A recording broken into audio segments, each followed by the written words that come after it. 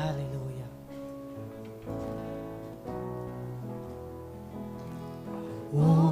Hosanna, Hosanna, Hosanna, Hosanna,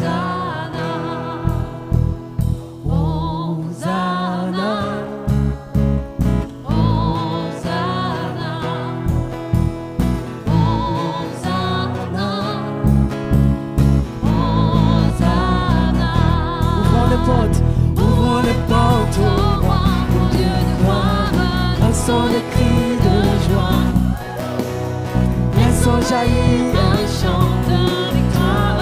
Hosanna, Hosanna, Hosanna. Ouvrons les portes au roi, lançons des cris de joie, laissons jaillir un chant de victoire. Hosanna, Hosanna, Hosanna. Marchons ensemble. L'ennemi tremble. Dieu est avec nous. Chassons les ténèbres. Ouvrons les portes au roi. Lançons les cris de joie. Laissons jaillir un chant de victoire. Hosanna, Hosanna, Hosanna. Qui pourra taire notre prière? Dieu est avec nous. Levons sa bannière. Ouvrons les portes au roi. Laissons les cris de joie, laissons jaillir un chant de victoire. Hosanna, Hosanna, Hosanna. Marchons devant lui, remplis de sa vie.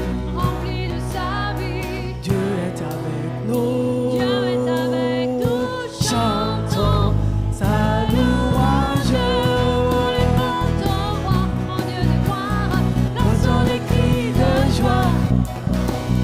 Laissons jaillir un chant de victoire.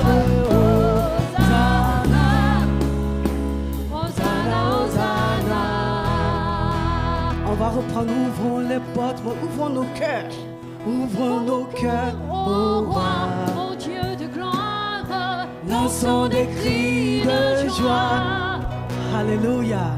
Laissons jaillir un chant de victoire. Hosanna, Hosanna, Hosanna, Hosanna, Hosanna,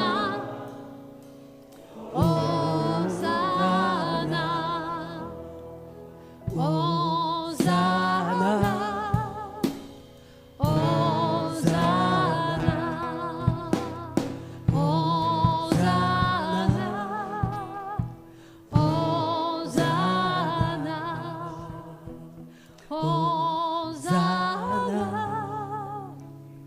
Hosanna, Hosanna. Alléluia. Alléluia. Bénissons le nom de notre Seigneur parce que par moments nous attendons le grand miracle pour être reconnaissants. Nous attendons le grand miracle pour témoigner de son bon nom. Nous oublions les petits détails. Se réveiller ce matin, par exemple. Être dans la joie, avoir de quoi manger, avoir de quoi se vêtir. Les petits détails comme ça qui glorifient que nous servons un Dieu vivant. Qui témoigne que nous avons un Dieu. Nous nous levons, nous voyons nos enfants, nos petits-enfants, même s'ils ne sont pas forcément chrétiens. Mais nos prières les gardent. Alléluia. Nous allons crier, chanter les bienfaits de Jésus. Alléluia.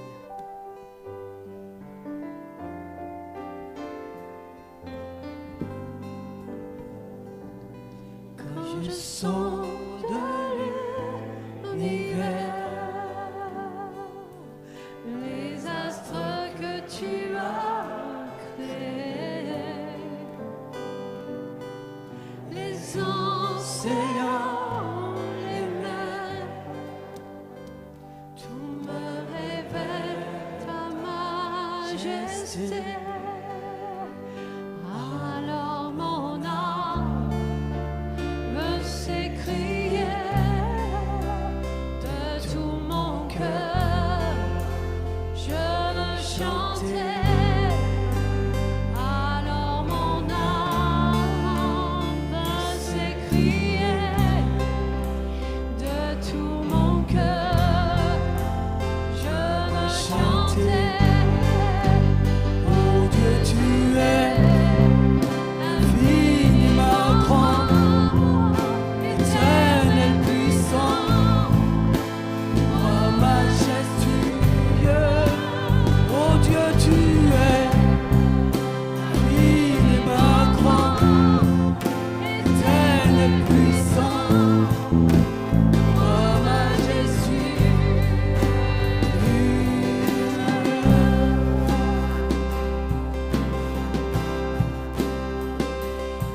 je sens ce que tu m'as fait, que tu t'es révélé à moi, que pour moi tu as tout créé, tout me révèle ta bonté. Alors mon âme veut s'écrier de tout mon cœur. Je veux chanter, alors mon âme veut s'écrier de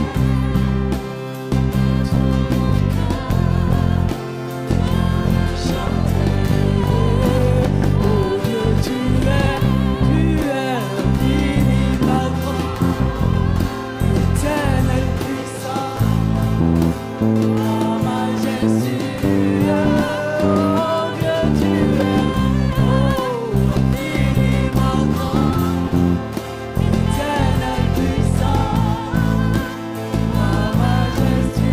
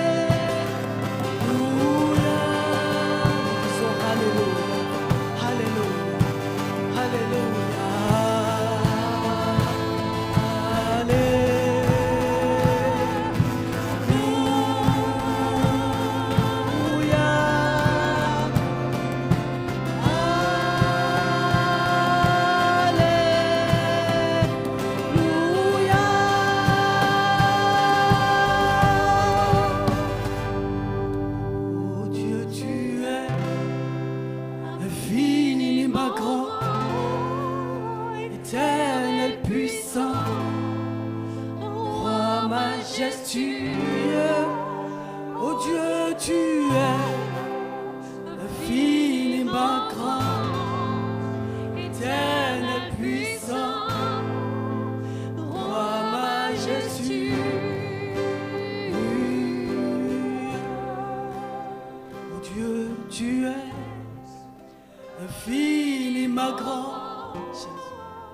Éternel puissant, roi majestueux, oh Dieu, tu es infiniment grand. Éternel puissant, roi majestueux.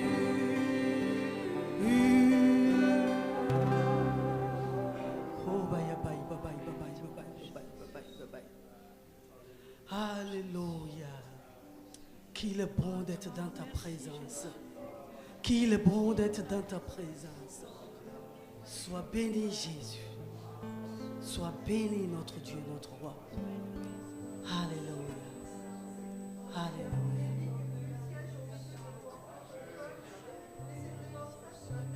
Jésus. Il est digne, tu es digne, tu es digne. Alléluia. Alléluia. Oh, bye, bye, bye, bye, bye, bye, bye, bye, bye, bye, bye, bye, bye, bye, bye. Oh, bye, bye, bye, bye, bye, bye, bye, bye, bye, bye, bye. Alléluia. Alléluia. Alléluia. Alléluia. Alléluia. Alléluia.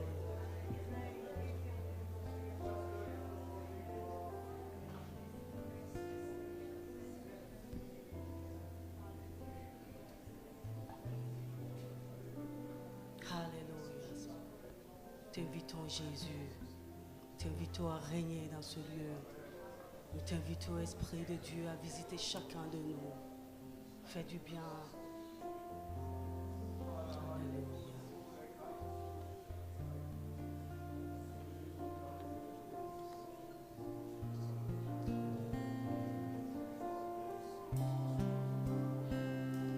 L'éternel règne, il est majestueux. L'éternel règne, il est sans de force. L'éternel règne, il est sur son trône. Durée de temps.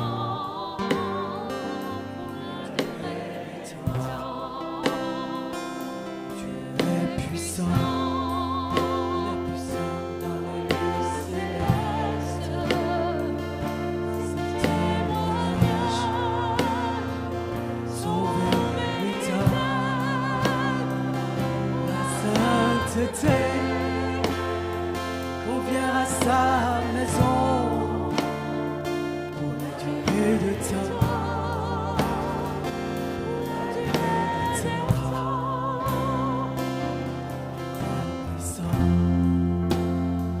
Son nom, son temple, devant sa face,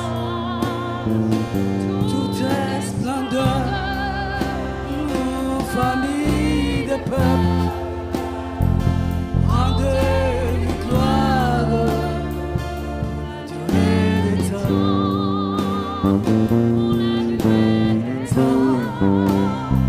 pour la durée des temps, Jésus, nous t'adorons, pour la durée des temps, nous t'exaltons.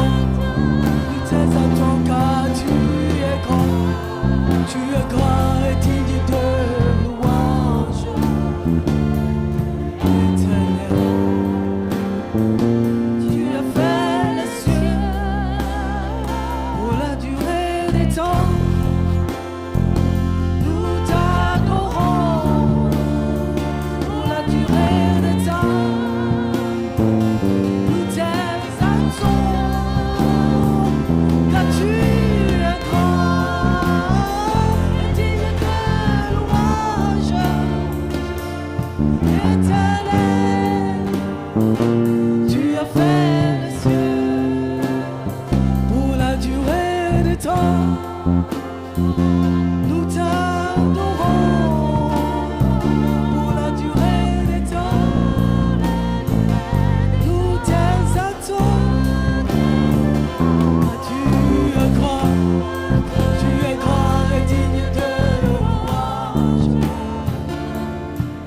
l'Éternel. Tu as fait les cieux.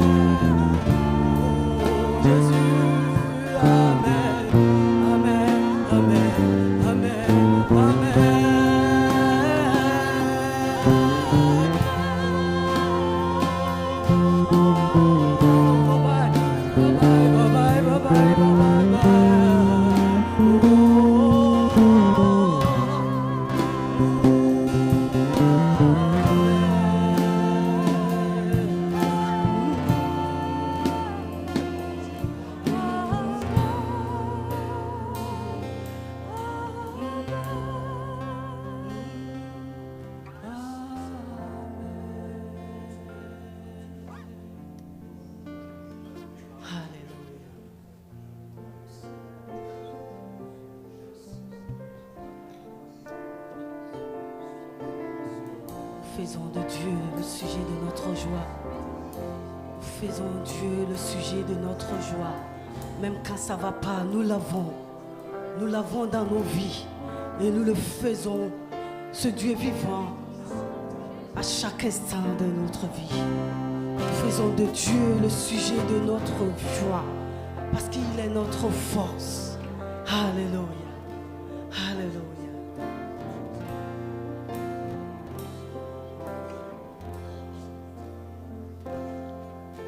Je louerai l'Éternel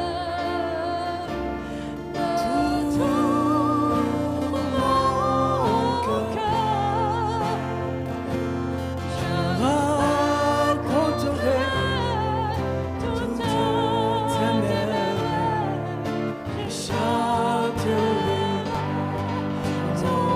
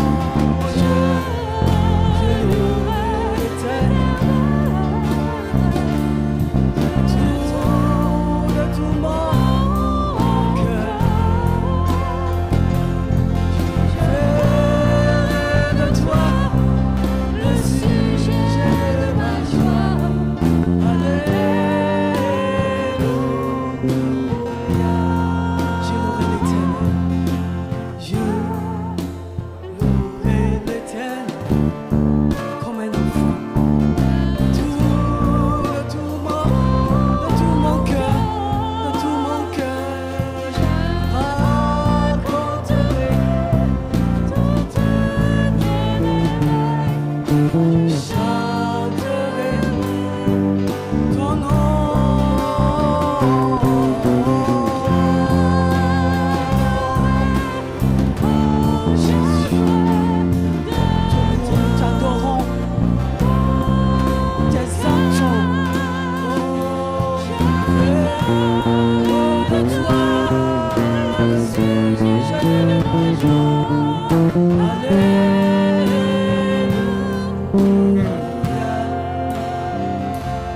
Nous ferons de toi le sujet de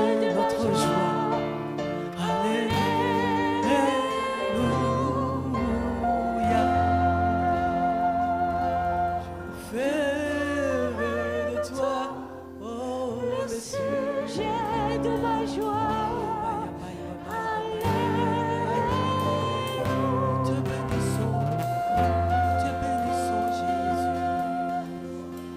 Dans le nom de Jésus. Amen. Amen. Que Dieu soit béni.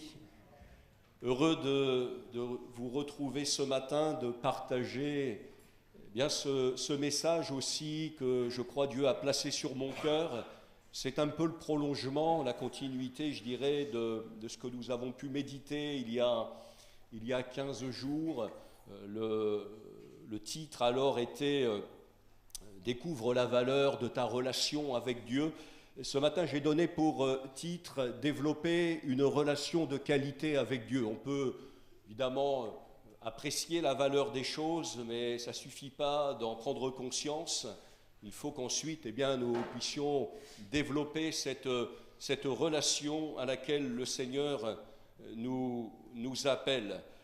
L'Écriture dit dans 1 Jean chapitre 1er verset 3 que notre communion est avec le Père et avec son Fils Jésus-Christ.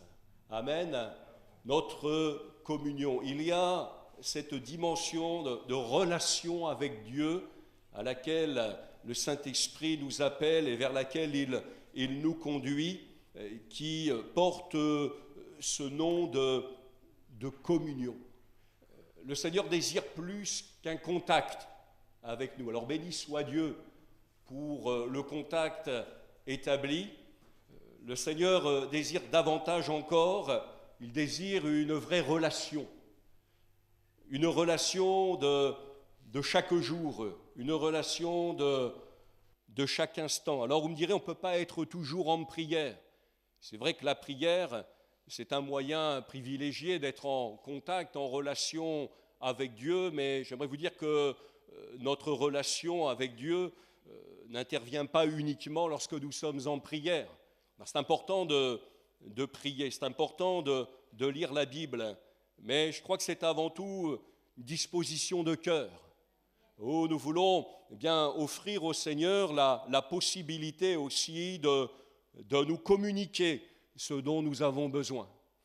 Alors je ne sais pas où ce message nous conduira, j'ai évidemment noté quelques pensées, mais plaise à Dieu d'inspirer et de conduire ces instants. On a dit dernièrement que Jésus nous a introduits dans une relation avec Dieu et cette relation, nous voulons la développer. Nous ne voulons pas laisser l'adversaire de nos âmes nous maintenir dans la disette spirituelle. Pardonnez-moi l'expression s'il faut, mais dans une forme de médiocrité. Je crois que le Seigneur est celui qui, par son esprit, veut nous amener dans une qualité de relation avec lui. C'est pourquoi j'ai donné ce titre, « Développer une relation de qualité avec Dieu ». Pas une relation distendue. Quand on parle de relation, on a tous évidemment à l'esprit ce qu'ont été nos bonnes expériences ou nos moins bonnes expériences en la matière. Je parle ici de relations humaines, de relations à caractère parfois amoureux, que de déception, que de relations sans lendemain. Et Dieu, pour ce qui nous concerne, ne souhaite pas ce type de relation-là. Ce que le Seigneur veut, c'est nous conduire dans une relation solide, dans une relation stable, dans une relation durable. Alors je fais un parallèle par rapport à des choses qui peuvent évidemment nous parler, qui évoquent quelque chose en notre esprit, mais c'est vraiment cette qualité de relation que Dieu envisage avec nous. J'allais dire pour nous, mais non, avec nous. Ce n'est pas une relation à sens unique, mais un cœur à cœur avec lui, un échange permanent. J'ai noté ceci, deux choses. Dieu nous appelle à vivre une relation de qualité avec lui. Ça, souvent, on le conçoit, mais je dirais il y a le retour. Et je crois que l'Esprit de Dieu veut développer en nous aussi cette sensibilité. C'est que Dieu aimerait avoir une relation de qualité avec nous. Et ça, je trouve ça extraordinaire. Parce que nous parlons ici du Dieu de la Bible, nous parlons du Dieu créateur, de l'univers tout entier, avec tout ce qu'il renferme. Et Dieu désire avoir avec chacun une relation personnelle. Ça veut dire que Dieu aimerait avoir avec toi qui peut-être ce matin est de passage, toi qui peut-être découvre les choses de Dieu. Ça, il faut l'entendre. Dieu aimerait avoir une relation de qualité avec toi. C'est son désir. Pourquoi je dis cela ? Bien parce que les gens sont marqués, je crois, par l'esprit de religiosité, où la religion vient à nous sans parfois même nous demandons si nous l'acceptons. Il y a parfois aussi une forme de brutalité dans ces choses où on cherche à imposer aux hommes et aux femmes de notre temps une religion. Qu'importe la religion, mais ça c'est quelque chose qui bien souvent n'est pas choisi, c'est quelque chose qui appartient à une forme d'héritage culturel, familial, etc. Sur la terre entière, il y a des gens qui se voient imposer une religion à leur naissance. Et cette religion-là, eh bien, ils devront se contenter de faire au mieux, de s'en accommoder, bon gré, mal gré, souvent pas de gaieté de cœur. Mais Dieu ne nous appelle pas à cela. Dieu ne t'invite pas à recevoir sa religion. Mais ce que Dieu désire, c'est établir une relation avec toi. Et malheureusement, parfois à cause, on pourrait dire des religions, mais pas seulement, bien les gens sont comme réfractaires, comme imperméables à cela, parce qu'ils y décèlent d'emblée peut-être quelque chose qui ferait d'eux des esclaves. Mais Jésus a dit, si moi le Fils, je vous affranchis, vous serez réellement libres. Alors ce n'est pas une situation d'esclavage, d'asservissement que le Seigneur te propose, mais il t'invite à découvrir cette richesse. Comme on le partageait, découvre la valeur des choses. J'allais dire, essaie, lance-toi. Jette-toi à l'eau, mets Dieu au défi, accepte de faire peut-être ce pas que tu n'as pas encore fait, et goûte, et non seulement goûte, mais encore développe une vraie relation avec Dieu. Et puis pour ceux qui ont déjà reçu le Seigneur, marchent avec Dieu, comme on dit, parfois depuis des années, et qui peut-être ont le sentiment qu'au niveau de leur relation justement avec Dieu, les choses ne vont pas tout à fait comme ils supposeraient qu'elles puissent aller, bien de dire ce matin, mais ne reste pas au point mort dans ta relation avec Dieu. Dieu veut te conduire plus loin. Alors une question, pourquoi développer une relation de qualité avec Dieu ? Pourquoi approfondir notre relation avec lui ?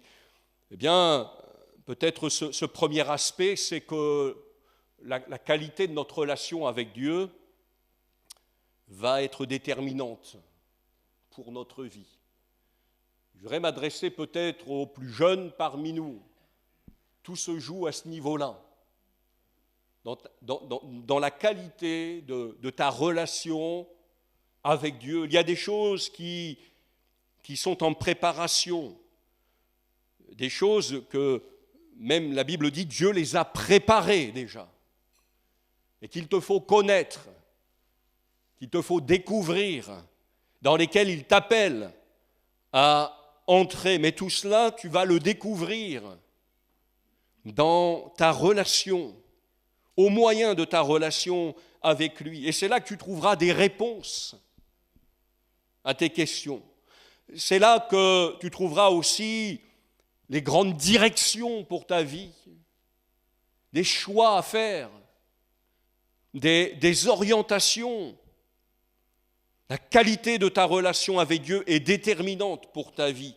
La deuxième chose, c'est que la qualité de notre relation avec Dieu, peut-être ceux qui sont entrés dans cette dimension déjà de service, qui ont déjà franchi certaines étapes dans leur vie spirituelle et qui sont en situation de service, c'est que la qualité de leur relation avec Dieu va influencer aussi la qualité de leur service, la qualité de leur témoignage. On est tous appelés à rendre témoignage. Nous sommes tous des témoins du Seigneur. Et là, dans notre relation avec lui, le Seigneur va agir à ce point dans notre vie que, bien que nous allons pouvoir le servir, mais non sans onction, mais avec son onction. La qualité de ton service passe par la qualité de ta relation avec Dieu. Et puis j'ai noté peut-être c'est pas exhaustif, mais peut-être encore cette troisième chose, c'est que la qualité de notre relation avec Dieu va avoir une influence aussi sur la qualité de notre relation avec les gens. Il faut être sensible à ça. Retiens, entends ce matin, reçois dans ton cœur la qualité de ta relation avec Dieu a une influence sur la qualité de ta relation avec les gens, tes relations avec tes enfants, tes relations avec ton mari, avec ta femme, avec tes collègues. Pourquoi ? Parce que Dieu déteint sur nous. Quand nous tenons en sa présence, nous n'y sommes pas toujours sensibles, mais Dieu déteint sur nous. L'Écriture nous dit, c'est dans l'Ancien Testament, que lorsque Moïse passait du temps devant Dieu, quand il se tenait dans la présence de Dieu, lorsqu'il descendait de la montagne où il avait rencontré Dieu et retournait vers le peuple, il ne le savait pas, mais il y avait une grâce sur sa vie, il y avait un rayonnement. Et la peau de son visage rayonnait au point qu'il était obligé de mettre un voile devant son visage. L'Écriture nous dit, afin que les gens ne fixent pas les regards sur une gloire qu'on peut qualifier de passagère. Alors vous en conviendrez que nous, on n'en est souvent pas là, mais il y a une grâce. Il y a quelque chose qui, à un moment donné, déteint sur nous. Dieu déteint sur nous, son caractère déteint sur nous. Vous voyez pourquoi développer une relation de qualité avec Dieu ? Bien pour au moins toutes ces raisons. Maintenant, la question, c'est comment on peut la développer, cette relation de qualité avec Dieu. J'ai noté plusieurs points.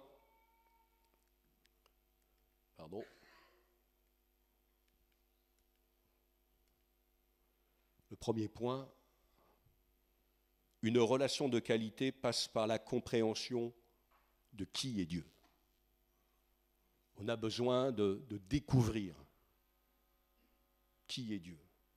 Je répète, c'est écrit, j'en ai fait exprès pour qu'on puisse s'imprégner des grands points de ce message. Une relation de qualité passe par la compréhension de qui est Dieu. Et je crois que le plus grand frein dans notre relation avec Dieu, en tout cas le plus grand frein au développement de cette relation avec Dieu, c'est la méconnaissance de Dieu. On peut avoir une certaine image de Dieu, mais souvent l'image que l'on a en tête, eh bien, n'est pas celle qui correspond à la personne de Dieu. Alors, pour connaître Dieu, il y a différentes façons de le connaître, mais je crois qu'on peut au moins suggérer ceci, c'est de le découvrir dans l'Évangile, à travers la personne de notre Seigneur Jésus-Christ. Dans l'Évangile de Jean, chapitre 17, au verset 3, il est écrit ceci, c'est Jésus qui prie en ces termes, « La vie éternelle, c'est qu'ils te connaissent. Toi, le seul vrai Dieu, et celui que tu as envoyé, Jésus-Christ. » Ce sont les paroles de Jésus. La vie éternelle, c'est qu'ils te connaissent. Et il n'y a pas de vie sans une véritable connaissance de Dieu. Et ce Dieu-là, eh bien, nous le découvrons en la personne de Jésus. Dans Jean chapitre 1er, verset 18, il est écrit ceci, « Personne n'a jamais vu Dieu. » Un jour, je fais une parenthèse, un disciple de Jésus lui a dit « Montre-nous le Père et cela nous suffira. » Je pense que ça vous irait bien. Mais, sauf qu'on ne sait pas ce qu'on dit quand on dit ça. On ne mesure pas ce que l'on dit. L'Écriture nous dit on ne peut pas voir Dieu et vivre. Maintenant, l'Écriture dit ceci, c'est que le Fils unique qui est dans le sein du Père, qui pour le coup est en parfaite communion d'esprit avec lui, le Fils unique qui est dans le sein du Père est celui qui l'a fait connaître. Il y a des années en arrière, il y a un frère pasteur qui a écrit un livre qui s'intitule « Jésus, ce célèbre inconnu ». Tout est dit. Tout est dit. Je pense que pour ce qui est du nom de Jésus, c'est un nom. Un jour, Jésus a dit, mais qui dit-on que je suis ? Alors, on a répondu, les uns disent que tu es Élie, les autres disent que tu es Jean-Baptiste, que tu es un prophète, etc. Et ça, c'est un petit peu ce qu'on entend quand on questionne les gens. Mais qui est-il réellement ? Ça, c'est une autre chose. Eh bien, nous pouvons découvrir en la personne de Jésus, l'Écriture nous dit, il est l'empreinte de Dieu. Il est le reflet de sa gloire. Alors, au temps de Jésus, les gens avaient une religion. Et il y avait, comme dans toute religion, des chefs religieux. Et Jésus a souvent eu des mots avec ses représentants de la religion, parce qu'il pouvait leur reprocher de mettre sur les épaules des gens des fardeaux. Des fardeaux qu'eux-mêmes ne voulaient pas porter. Jésus va même dire, je cite ces paroles, « Malheur à vous, scribes et pharisiens hypocrites, parce que vous fermez aux hommes le royaume des cieux. » Mais quelle responsabilité, dites-moi. Vous fermez aux hommes le royaume des cieux, vous n'y entrez pas vous-même.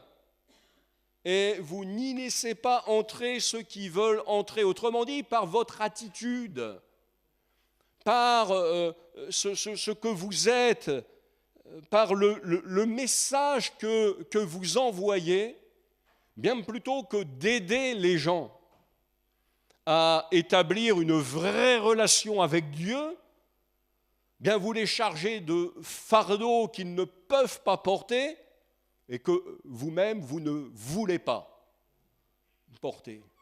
Et nous, on est, même si la culture est différente, même si des siècles se sont passés, on est parfois comme, j'allais dire, comme traumatisé par ça.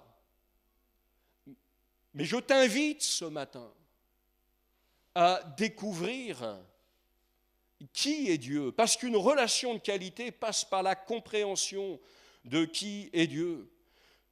Je les cite, c'est pas moi qui les ai dans le collimateur, comme on dit, mais parce que ces choses, nous les trouvons dans l'Évangile. À un moment donné, les chefs religieux ont contesté que Jésus mangeait avec les publicains. On pourrait dire les péagers. À l'entrée des villes, ils percevaient un impôt, il y avait un droit de passage, un droit de cité, etc. Et c'était finalement des personnes de religion juive qui, collectaient l'impôt pour le compte de César. Alors on reprochait à Jésus, mais dit, mais voilà, qu'est-ce qu'il fait avec ces gens-là? Pourquoi il mange avec eux? On pose la question aux disciples, pourquoi votre maître mange-t-il avec les publicains et les gens de mauvaise vie? Qu'est-ce qu'il fait avec eux, là? Ce n'est pas sa place. Voilà comment raisonne le monde religieux. Ce que Jésus ayant entendu, il dit, ce ne sont pas ceux qui se portent bien, qui ont besoin de médecins, mais les malades. Et Jésus va leur faire comprendre qu'il n'est pas venu pour les gens qui pensent aller bien. Par définition, s'ils vont bien, ils n'ont pas besoin de Dieu. Enfin, ça, c'est ce qui s'imagine, parce qu'on a tous besoin de lui. Mais Dieu n'a pas ici en vue les personnes qui n'ont pas besoin de lui, je mets le mot entre guillemets, mais des gens qui sont dans la souffrance, des gens qui vivent des choses difficiles dans leur quotidien, des gens dont on peut reprocher que la vie qu'ils mènent, ce n'est pas dans les standards de la religion. Mais Dieu, il les aime. Et Jésus est venu pour eux. Et Jésus leur tend la main ce matin, parce que celui que nous prêchons est vivant. Il est présent parmi nous. Il veut agir.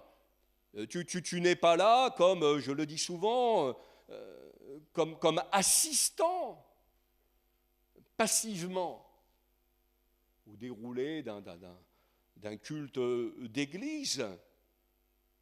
Ce matin, nous sommes là pour lui. Nous sommes venus lui rendre un culte parce que nous l'avons agir dans notre vie.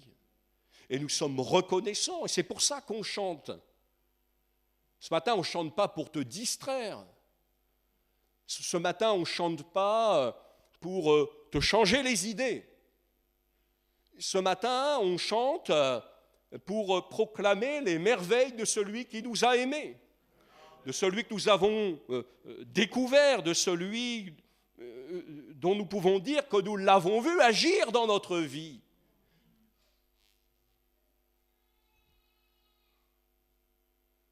Alors Jésus va leur dire, mais ce ne sont pas ceux qui se portent bien qui ont besoin de médecins, mais les malades. Alors ce matin, ne dis pas, mais vu dans l'état que je suis, vu ce qu'est ma vie, je ne mérite pas de m'approcher de lui. L'Écriture nous dit que on va dire ça comme ça, dans une réunion d'église, enfin c'est pas écrit comme ça, mais je transpose, il y avait deux personnes. Et puis il y en avait un, il était là, il levait les bras au ciel, et puis il disait « Ah mais Seigneur, je te loue parce que moi, je suis quelqu'un de bien. Moi, je jeûne, voilà, je mets généreusement à l'offrande. » Vous pouvez mettre généreusement à l'offrande, hein, mais ce n'est pas ce qui va vous sauver, ça. Mais il y a des gens, parfois, ils s'appuient là-dessus. Alors, parce qu'ils font tout ça, ils estiment que ce sont des gens bien. Non, quand nous apportons notre culte au Seigneur, lorsque nous lui apportons notre offrande, nous lui apportons parce que nous estimons, bien que c'est au fond un petit peu de ce qu'il nous a donné, nous lui offrons en retour, nous l'aimons parce qu'il nous a aimé le premier. On n'est pas là pour faire valoir des mérites ou des œuvres quelconques. Mais cet homme-là, il est dans ce registre-là. Et vous comprenez, lui, dans son esprit, il mérite bien la faveur de Dieu. Et puis, il y en a un autre, bien, il se frappe la poitrine. Et il n'ose pas redresser sa tête. Et ça exprime un homme qui est là, qui est dans une forme de contrition devant Dieu. Il sait très bien qu'il y a plein de choses qui ne vont pas dans sa vie. Mais il en appelle à la miséricorde de Dieu. Il en appelle à sa grâce. Et il dit, mais sois apaisé envers moi, qui suis un pécheur. Il demande au Seigneur sa grâce. Et Jésus va dire, vous voyez, de ces deux hommes-là, il y en a un, il a vécu le moment, mais quand il est reparti de là, rien n'a changé dans sa vie, ça reste strictement le même, dans sa mentalité, dans son état d'esprit. Et c'est vrai que, bien, je dirais que ces gens-là, on a parfois du mal à les changer. Alors nous, on ne change personne, mais même Dieu, parfois, j'ai le sentiment que c'est compliqué. Oui, parce que Dieu ne fait pas sans nous. Mais il y a des gens, on a du mal à les changer parce que, je ne sais pas, il y a quelque chose qu'ils ne comprennent pas, ils s'estiment au-dessus des autres. Et lui, c'était son problème. Mais il y a des gens qui, avec tout ce qu'ils sont et tout ce qu'ils ne sont pas, eh bien, dans le temps d'une réunion, peuvent obtenir la miséricorde de Dieu. Parce qu'ils ont pris conscience, bien que Dieu ne les attendait pas sur le terrain de ce qu'ils méritent ou de ce qu'ils pourraient faire, mais simplement sur le terrain de la vérité. Mais voilà l'homme que je suis. Voilà la femme que je suis. Sois apaisé envers moi. Pour entrer dans cette relation de qualité avec Dieu, il faut faire la paix avec lui. Et c'est vrai que dans l'Écriture, il y a des principes. Dieu nous aime, mais il y a, je dirais, un passage obligé, obligatoire, qui s'appelle la repentance. C'est-à-dire, c'est ce moment où, devant Dieu, on fait tomber le masque. On dit, voilà, c'est vrai, ma vie, c'est un échec. Ma vie, elle est dans une impasse. Je n'ai pas pris les bonnes orientations, je n'ai pas fait les bons choix. Je te demande pardon. Ça, ce n'est pas pour nous enfermer dans une espèce dans une culpabilité dont on ne pourrait pas sortir. Ce n'est pas du tout l'objectif. Mais c'est cette œuvre qui est une œuvre même de Dieu dans notre cœur, eh bien, qui va nous amener à comprendre combien on a besoin de son secours, de son aide. Et c'est vrai que parfois, consciemment ou inconsciemment, mais la réalité est là, nous avons offensé Dieu. Dieu est saint. Il te faut le découvrir, ça. Mais Dieu aussi est amour. Dieu n'est pas là pour te juger. Dieu n'est pas là pour te rejeter. Parfois, vous parlez avec des gens, on a l'impression qu'on a le ciel qui va nous tomber sur la tête, là, la colère de Dieu, je ne sais pas, ils sont bloqués là-dessus. Mais je me demande s'ils ont saisi, déjà pour eux-mêmes, qui est Dieu, mais on a une responsabilité vis-à-vis de ça. Et moi, j'ai une responsabilité vis-à-vis de vous aussi ce matin. Je ne vais pas vous dire qu'il n'y a rien à régler, s'il y a des choses à régler. Je dois vous le dire, oui, il faut régler les choses avec Dieu. Oui, il faut faire la paix avec Dieu. Oui, il faut recevoir le pardon de Dieu. Parce que c'est pour cela que Jésus a donné sa vie sur la croix. Ce n'est pas un accident de parcours, ça. Il faut faire la paix avec Dieu. Et je voudrais te dire que ça, c'est son plus grand désir. Il t'aime. Ton péché, il te place en dehors. Il t'éloigne de sa présence. Dans l'Écriture, il y a des gens comme ça qui ont posé la question à un moment donné, mais ils ont dit, mais ça sert à quoi finalement nos pratiques religieuses si tu n'es pas attentif à ça? Et Dieu dit, mais le problème, il n'est pas là. Le problème, il est eh bien, dans ce qui fait une séparation entre vous et moi. Et votre problème, eh bien, c'est votre péché qui n'a pas été effacé, qui demeure devant moi. Mais Dieu a tout imaginé, tout mis en œuvre.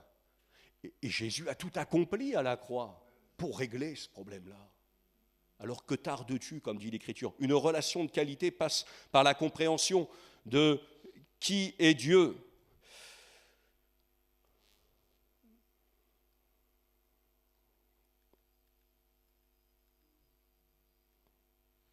En fait, il faut que je vise là-bas. Il faut que je vise Guy. Une relation de qualité implique le sentiment d'être aimé, non celui d'être jugé. Ça rejoint ce que je viens de partager avec vous. Dieu ne te juge pas. Dieu t'aime. Oui, il y a ce texte de l'Écriture qui nous dit ceci: il n'y a pas de peur dans l'amour, au contraire, l'amour parfait chasse la peur, car la peur implique une punition.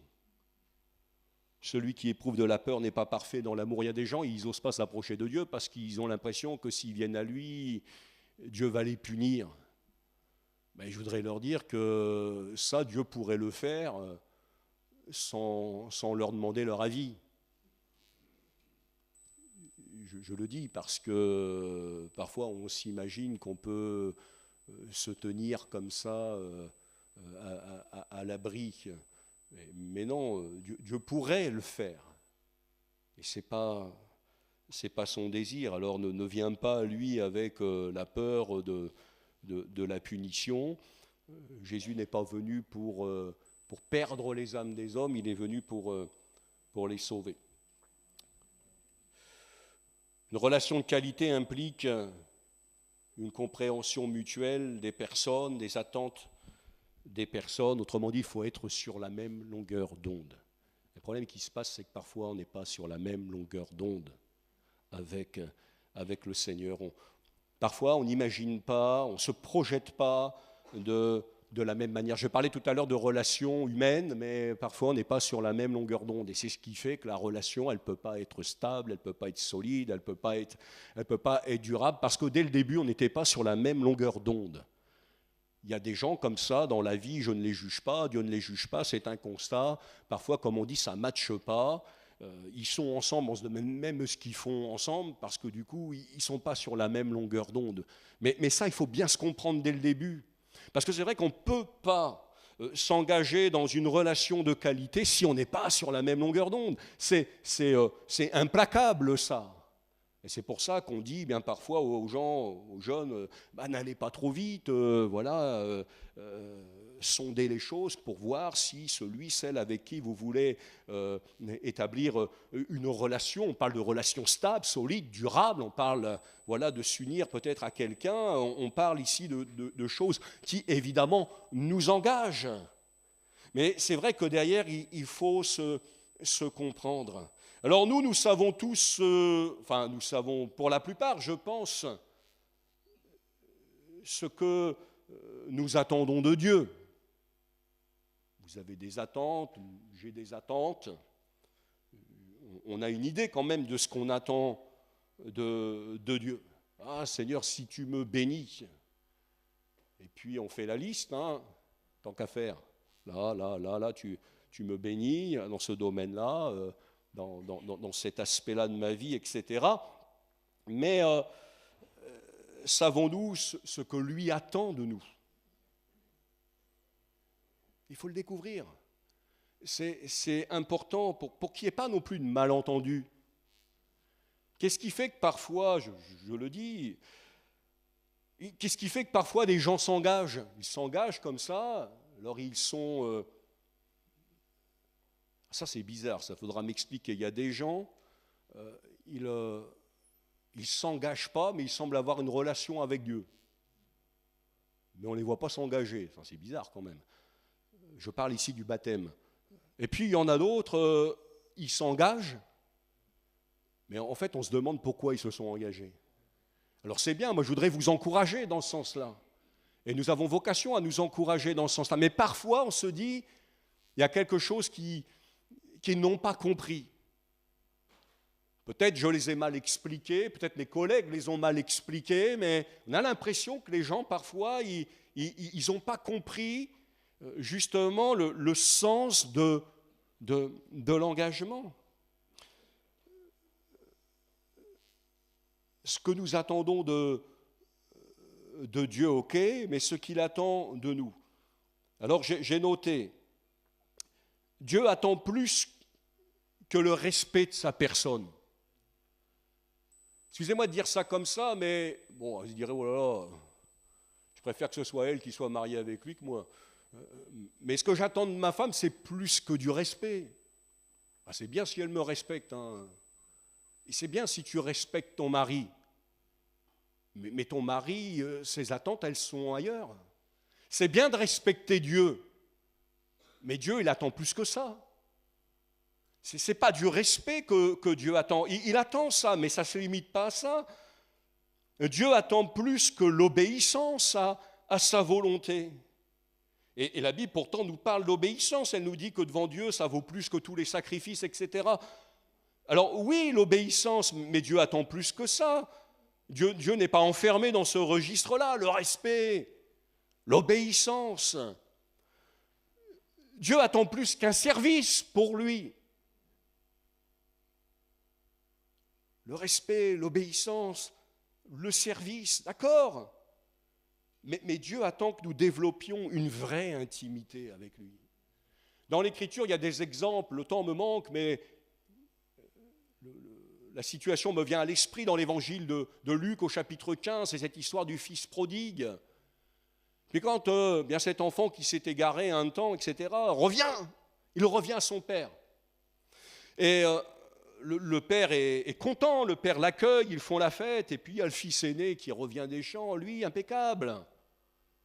Lui il respecte son père, lui il n'a pas fait de problème à la maison, lui il n'a pas créé a priori beaucoup de soucis, il a été fidèle, il servait son père. Bien ça c'est l'image de celui qui est là, qui semble être bien sous tout rapport, mais dont on comprend après quelque chose qu'il n'a pas compris de son père. Il y a des gens, parfois, ils sont comme ça, ils sont dans le registre du service, dans le registre du devoir, de l'obéissance, du respect. Et puis, à un moment donné, ils sont comme étonnés, voire agacés, irrités.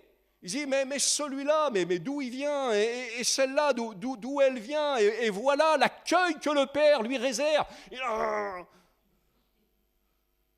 Alors il va voir son père, et puis il se plaint, il dit, mais moi, je te respecte, moi, je te sers. Ah, j'aurais voulu aller avec mes amis, j'aurais voulu sortir, j'aurais voulu tout ça, mais je ne pouvais pas. Et il y a des gens comme ça, ils vivent comme ça leur vie, et ils s'imaginent que vivre comme ça, c'est répondre aux attentes du Père. Non, le Père, lui, ce qu'il veut, c'est une relation aimante, c'est un cœur à cœur. Alors quand son fils, il revient et dit « Ah, mais papa, mais je me suis planté, j'ai fait n'importe quoi, allez, prends-moi comme l'un de tes serviteurs. Donne-moi la nourriture là, de tes serviteurs. » Mais le Père, il dit « Mais viens, on va faire la fête. » Ça, c'est Dieu qui nous accueille en sa présence. C'est pour ça que je dis, c'est important que nous soyons sensibles à ça. Il faut être sur la même longueur d'onde avec Dieu. Il faut être sur la même longueur d'onde. Une relation de qualité implique une vraie intimité. Et le temps passe, je suis obligé de conclure. L'intimité, elle nous parle de proximité. Elle nous parle, oui, de confidentialité. Il y a des choses là, tu peux les partager avec Dieu. L'Écriture nous invite, nous exhorte, répandez vos cœurs en sa présence. Oh là, j'ai dit des choses à Dieu, moi, des fois. Oh, mais que personne ne les entende. Que mes enfants ne les entendent pas. Que ma femme ne les entende pas. On va dire, oh là, qu'est-ce qu'il a fait celui-là? Quelle casserole il traîne derrière lui? Bon, allez pas vous imaginer des trucs, hein. Mais toi aussi, tu as des casseroles dans ta vie. Répands ton cœur. Répands ton cœur. De toute façon, il connaît tout. Mais Dieu aime. Pas nous mettre en difficulté, mais ça, il aime bien. Parce qu'il dit, tu vois, ça, si on en est là, c'est parce que tu ne m'as pas permis de t'aider. Et ça, je ne vous le cache pas, Dieu veut nous aider. Et il aime bien cette relation de dépendance à lui. Et là encore, Jésus dit, lorsque vous priez, soyez pas comme les hypocrites qui aiment à prier debout dans les synagogues et au coin des rues pour être vus des hommes. Jésus dit, ils reçoivent leur récompense. Quand tu pries, entre dans ta chambre, ferme ta porte et prie ton Père qui est là dans le lieu secret. Amen.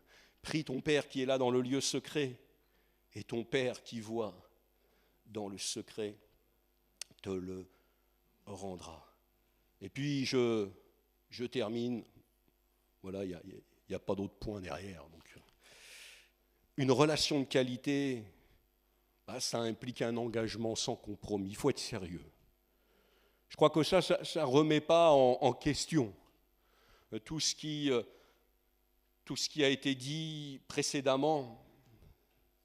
C'est un engagement sans compromis, une décision irrévocable, sans appel. Il y a des textes dans l'Écriture, mais on se dit, waouh! 1 Corinthiens chapitre 10, verset 21, vous ne pouvez boire la coupe du Seigneur et la coupe des démons. Vous ne pouvez participer à la table du Seigneur et à la table des démons. Ça pique, comme on dit. Jacques dit ceci. Il s'adresse a priori à un public chrétien. Adultère que vous êtes, on parle ici d'adultère spirituel vis-à-vis de Dieu, où Dieu n'a plus l'exclusivité au fond de notre amour. C'est un engagement, mais avec toutes sortes de compromis. C'est ce que ça veut dire. Adultère que vous êtes, ne savez-vous pas que l'amour du monde est inimitié contre Dieu ? Celui donc qui veut être ami du monde se rend ennemi de Dieu. Croyez-vous que l'Écriture parle en vain ? C'est avec jalousie.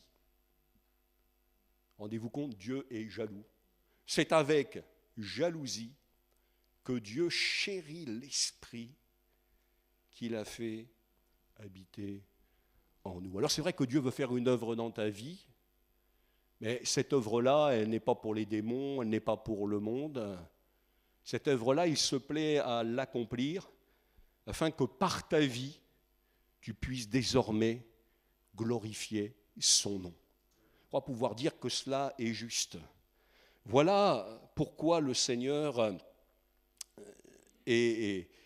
alors c'est ce que ça veut dire, hein. Dieu est un Dieu jaloux. On le voit déjà dans l'Ancien Testament, quand Dieu dira à son peuple, vous n'irez pas après d'autres dieux d'entre les dieux des peuples qui sont autour de vous, car l'Éternel, ton Dieu, est un Dieu jaloux au milieu de toi. Il va y avoir, une décision radicale que certains vont prendre à Éphèse, acte 19, versets 18 à 19. Alors Éphèse, c'est une ville d'idolâtrie, il y a des temples païens, et il y a toutes sortes de choses là qui offensent Dieu, avec lesquelles Dieu n'est évidemment pas d'accord. Des gens qui pratiquaient la magie, je ne sais pas comment on pourrait dire, de la sorcellerie, enfin de l'occultisme. Je ne sais pas, le champ est tellement vaste.